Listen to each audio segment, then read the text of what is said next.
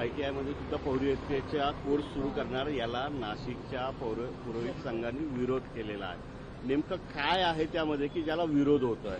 नाही, थोडा गैरसमज म्हणून हा विषय निर्माण झाला। 2026-27 मध्ये जे आपले कुंभमध्ये मोठा तिथे कुंभमेळा होणार आहे त्यामध्ये वैदिक संस्कार असिस्टंट असा आपण कोर्स सुरू केला होता। चांगला प्रतिसाद मिळाला। फक्त हा एक केंद्रीय सरकार मान्यता कोर्स आहे। भारतामध्ये वेगळे वेगळे ठिकाणे ते सुरू आहे।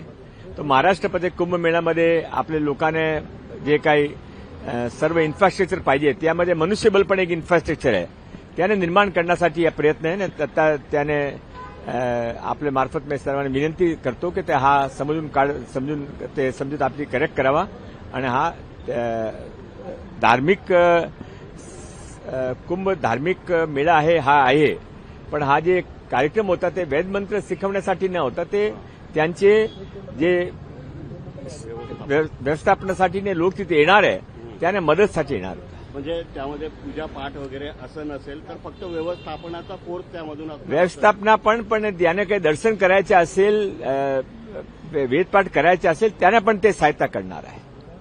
म्हणजे जे विद्यार्थी शिकणार आहेत ते वेदपाठ नाही शिकणार तर दुसरं शिकणार की वेदपाठ शिकणार आहे? ते जे विद्यार्थी आहे ते कुंभमेळ्यासाठी जे लोक तिथे येणार आहे ते कशासाठी येतात तो ते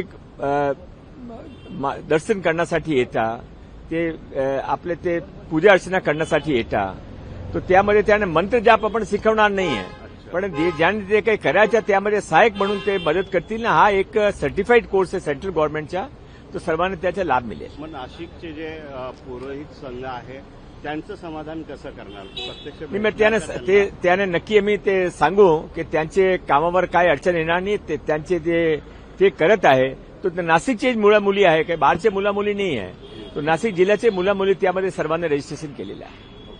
सर एक बार हिंदी में बता दीजिए नासिक का जो मुद्दा है ITI वाला क्या कुछ मुद्दा है इसको लगातार विरोध किया जा रहा है और थोड़ा इसमें समझने में जरा फर्क रहा। यह जो कुंभ मेला 26-27 के अंदर हो रहा है उसमें जो कुंभ के लिए लाखों लोग आएंगे उनके लिए सारे इंफ्रास्ट्रक्चर क्रिएट किए जा रहे हैं। उसमें मनुष्यबल भी एक इंफ्रास्ट्रक्चर है तो मनुष्यबल क्रिएट करने के लिए जो कि उनके सहायक के रूप में काम करेगा चाहे वो दर्शन करने को जाए चाहे वहां पर वो अपना जो भी कुछ भावना करते हैं अपनी वो करने को जाएंगे यज्ञ करने को जाएंगे उस सब में उनके सहायक के रूप में जो लोग लगेंगे उसमें हमने बच्चों को नासिक के ही बच्चों को प्राधान्य देकर उनको हम इसके बारे में शिक्षण दे रहे हैं।